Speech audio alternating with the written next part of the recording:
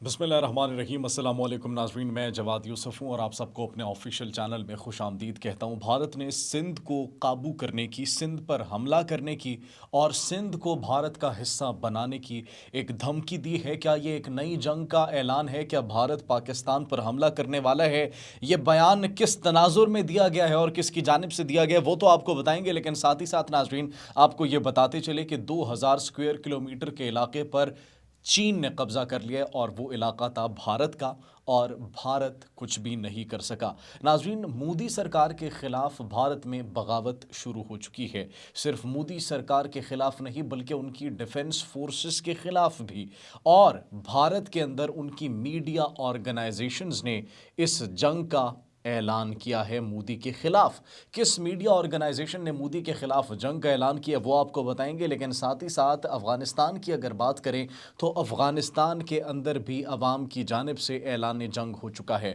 آج ناظرین F C headquarter Peshawar پر حملہ ہوتا ہے۔ حملے کی ابتدائی تحقیقات کی رپورٹ بھی منظر عام پر آ چکی ہے، اور اس حملے کے پیچھے کون ملوث تھا یہ بھی منظر عام پر آ چکا ہے۔ ناظرین، ان تمام تر خبروں پر آج ہم بات کریں گے۔ سب سے پہلے بات کرتے ہیں اسی خبر کی۔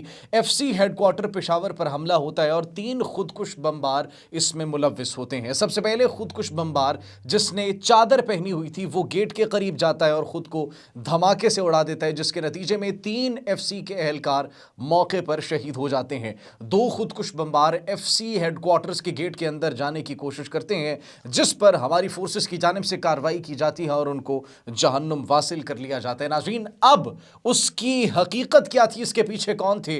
ابتدائی تحقیقات کے بعد کچھ تصاویر زیر گردش ہیں، اور وہ رستہ جس سے ان تینوں دہشت گردوں نے ٹریول کیا اس میں کچھ ان کی تصاویر منظر عام پر آئی ہے، جس سے متعلق ایک بڑا انکشاف سامنے آ چکا ہے، اور وہ یہ ہے کہ یہ تینوں دہشت گرد افغانی تھے۔ اب ناظرین، افغانستان کی سچویشن کی بھی ہم بات کرتے ہیں، جو ہم آپ کو کہہ رہے تھے کہ افغانستان کے اندر بغاوت شروع ہونے والی ہے۔ بنیادی ضروریات کی چیزیں آٹا، گندم، چاول، دالیں 4 سے 500 گنا تک مہنگی ہو چکی ہیں۔ عوام کی خرید و فروخت پر اتنا اثر ہوا ہے اس مہنگائی کا کہ وہ بنیادی ضرورتوں تک جو ہے وہ خود کو نہیں پہنچا پا رہے، بنیادی ضرورتوں تک رسائی ان کی نہیں ہو رہی، اور اب ایک بڑے پیمانے پر احتجاج کی تیاری کی جا رہی ہے اس ڈی فیکٹو گورنمنٹ کے خلاف۔ ان کو صرف 1 ماہ میں، ان کے وزیر کا ناظرین یہ بیان ہے، $200 ملین کا نقصان ہوا ہے پاکستان کی جانب سے صرف تجارتی رستہ بند کرنے کی وجہ سے۔ دیٹس دی ریزن عوام کے اندر اتنا غصہ ہے جو کہ کسی بھی وقت ایک قہر بن کر نازل ہو سکتا ہے افغان طالبان پر۔ بھارت کی ناظرین بات کریں تو بھارت کے حوالے سے بھی بری خبریں ہیں۔ سب سے پہلی بری خبر تو یہ ہے کہ بھارتی جریدے دی وائر کی ایک رپورٹ منظر عام پر آئی ہے، جس نے مودی کے، امبانی کے اور اڈانی کے کرپشن کے نیٹ ورک کو اور گٹھ جوڑ کو بے نقاب کر دیا ہے۔ اس کے بعد بھارت کی دھمکی کی طرف بھی آتے ہیں ناظرین، کہ بھارت نے پاکستان کے ایک صوبے سندھ کو جو حاصل کرنے کی اور اس پر قبضہ کرنے کی دھمکی دی ہے، ان کے وزیر دفاع نے دی ہے۔ یہ ہم آپ کو بتا دیں، راج ناتھ سنگھ نے یہ دھمکی دی ہے۔ لیکن ناظرین، اس سے پہلے بھارتی جریدے نے ان تینوں کی کرپشن اور نیٹ ورک کو ایکسپوز کر دیا ہے۔ انہوں نے یہ رپورٹ جو جاری کی ہے اس میں کیا انکشاف کیا گیا ہے کہ بھارت کا ہر ادارہ چاہے وہ مذہبی ہو، چاہے وہ سیاسی ہو، چاہے وہ حکومتی ہو، چاہے وہ ویلفیئر کا ہو، کوئی ادارہ کرپشن سے محفوظ نہیں ہے، اور کرپشن اس وقت بھارت میں معمول بن چکی ہے۔ صرف یہ نہیں، انہوں نے کہا کہ میڈیا بھی اب مودی کے کنٹرول میں ہے، سرکار کے کنٹرول میں ہے میڈیا۔ روسی تیل کے حوالے سے ایک بہت بڑا انکشاف کیا گیا ہے۔ یہ ایک اعلان جنگ ہے میڈیا کی جانب سے مودی سرکار کے خلاف، دی وائر کی جانب سے ناظرین، بھارتی جریدے کی جانب سے۔ اینڈ وٹ ہی سیز کہ روس سے جو تیل خرید رہے ہیں، جس کی وجہ سے امریکہ نے بھارت پر پابندیاں عائد کی، اس روسی تیل خریدنے سے بھارت میں کسی کو فائدہ نہیں ہوا accept Adani group and Ambani group. اب صرف یہاں تک ہم محدود نہیں رہتے، اب بات کرتے ہیں ناظرین بین الاقوامی منظرنامے کی۔ ریوٹرز، برطانوی خبر رساں ادارے، اس کی بھی ایک رپورٹ منظر عام پر آئی ہے۔ اس کی رپورٹ منظر عام پر آئی ہے جس کے اندر اب بھارت کی ساکھ بین الاقوامی منظرنامے پر خراب ہو چکی ہے۔ تیجس طیارہ اب کوئی بھی ملک ان سے نہیں خریدے گا، اب یہ صرف مقامی طور پر اپنی ہی آرمی کے لیے تیار کیا جائے گا، جس کے بعد پبلک کا ریئیکشن آنا شروع ہو چکا ہے۔ اب مودی سرکار سے استعفے کی ڈیمانڈ کی جا رہی ہے، صرف مودی سرکار سے نہیں بلکہ اس کے ساتھ ساتھ انڈین ایئر چیف اے پی سنگھ سے بھی استعفے کی ڈیمانڈ کی جا رہی ہے۔ بھارت کی سرکار اور بھارت کی فورسز اب ان پر سے عوام کا اعتماد اٹھ چکا ہے، ان کی بس ہو چکی ہے، کیونکہ پوری دنیا میں بھارت کی ناک کٹوا دی ہے مودی کی انتہا پسند پالیسیز نے اور ساتھ ہی ساتھ ان کی ڈیفنس فورسز نے بھی۔ اسی لیے عوام کی جانب سے ایک ہی جواب دیا جا رہا ہے، ایک ہی ریاکشن دیا جا رہا ہے کہ انف از انف، اب ہم مزید برداشت نہیں کر سکتے۔ ناظرین، صرف یہی نہیں، چائنا نے 2000 اسکوائر کلومیٹر کا ایریا کیپچر کر لیا بھارت کا، اور یہ بھی انکشاف ہوا ہے بہت بڑا۔ یہ انکشاف ہوا ہے اشوک سوائن کی جانب سے، جو کہ ایک پروفیسر ہیں، تجزیہ کار بھی ہیں۔ انہوں نے کہا ہے کہ چائنا کا 2000 اسکوائر کلومیٹر نے جو ایریا ہے انہوں نے بھارت کا وہ کیپچر کر لیا ہے، اور بھارت ریزسٹ نہیں کر سکا، بھارت کچھ بھی نہیں کر سکا، not even a single thing. انہوں نے مزاحمت کی کوشش کی، انہوں نے کوئی ہتھیار اٹھانے کی کوشش کی، انہوں نے ان کو جواب دیا، بالکل بھی جواب نہیں دیا۔ اب یہ دھمکیاں دے رہے ہیں پاکستان کو کہ ہم ان سے سندھ کیپچر کر لیں گے۔ پاکستان کے دفتر خارجہ کی جانب سے تو بڑا ایک دو ٹوک بیان سامنے آیا ہے، بڑا ایک زبردست کرارا جواب ان کو دیے، لیکن بھارت کے وزیر دفاع راج ناتھ سنگھ جو ہیں وہ کیا کہہ رہے ہیں؟ وہ ناظرین انہوں نے یہ کہا ہے کہ سندھ جو ہے یہ بھارت کا ہی ایک حصہ ہے۔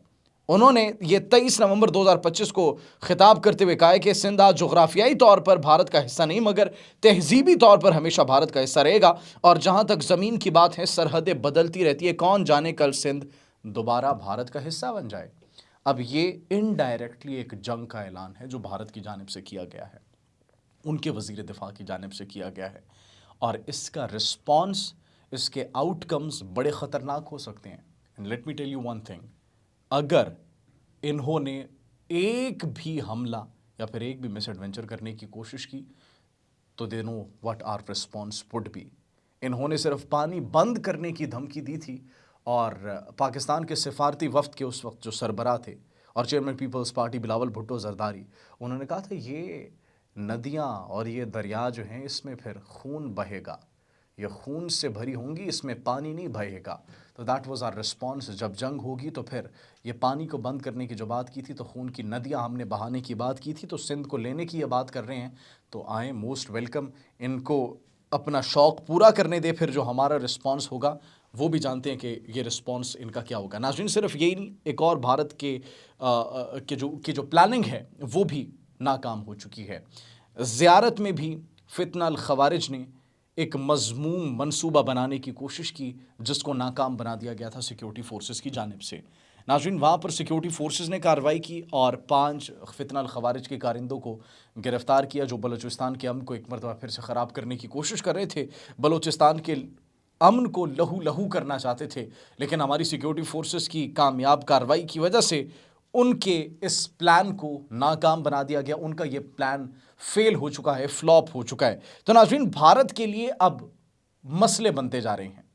چائنا ایک طرف مکمل طور پر تیار ہے، بھارت کے اندر ان کی اپنے میڈیا چینلز نے مودی کی پالیسیز پر سوال اٹھانا شروع کر دیے ہیں، بھارت کے اندر ان کی اپنی عوام نے مودی کی پالیسیز پر سوال اٹھانا شروع کر دیے ہیں، افغانستان کی عوام پس رہی ہے دوسری جانب، جو کہ دہلی کی اسپانسرشپ پر کام کر رہی تھی۔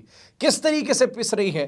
ان کے وزیر اس بات کو ایڈمٹ تو کر رہے ہیں کہ ملینز آف ڈالرز کا نقصان ان کو ہو رہا ہے، لیکن despite of the fact that they are in loss, ان کی حرکتیں پرانی ہیں، اپنی حرکتوں سے باز نہیں آ رہے۔ F C headquarter Peshawar کے اندر حملہ جو کیا گیا اس میں کون ملوث تھے؟ افغانی ملوث تھے۔ تینوں دہشت گرد جو تھے ان کا تعلق کہاں سے تھا؟ افغانستان سے تھا۔ تو یہ سب اس میں جو امپیکٹ جن پر پڑ رہا ہے، آؤٹ کم کون برداشت کر رہی ہے؟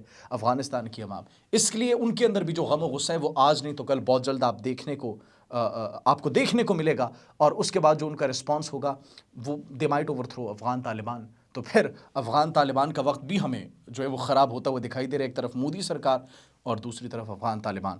تو امن کی اگر بات کریں گے تو ان کے لیے بہتری ہوگی، امن کی بات نہیں کریں گے تو ان کے لیے نقصان ہوگا. ہم تو ہمیشہ سے امن کی بات کرتے آئے ہیں اور ہماری فرسٹ پالیسی بھی یہی رہی ہے کہ ہم پہلی گولی نہیں چلائیں گے لیکن دوسری گولی چلانے کے قابل بھی ہم نہیں چھوڑیں گے. ناظرین، آپ اس بارے میں کیا سوچتے ہیں؟ کمنٹ سیکشن میں اپنی قیمتی رائے سے ضرور آگاہ کیجیے گا. اگر ویڈیو پسند آئی تو ہمارے چینل کو لائک، سبسکرائب اور بیل آئیکن کو پریس کیجیے گا تاکہ آنے والی ہر ویڈیو آپ تک بر وقت پہنچ سکے. اسی کے ساتھ مجھے جواد یوسف کو اجازت دیجیے. اللہ نگہبان.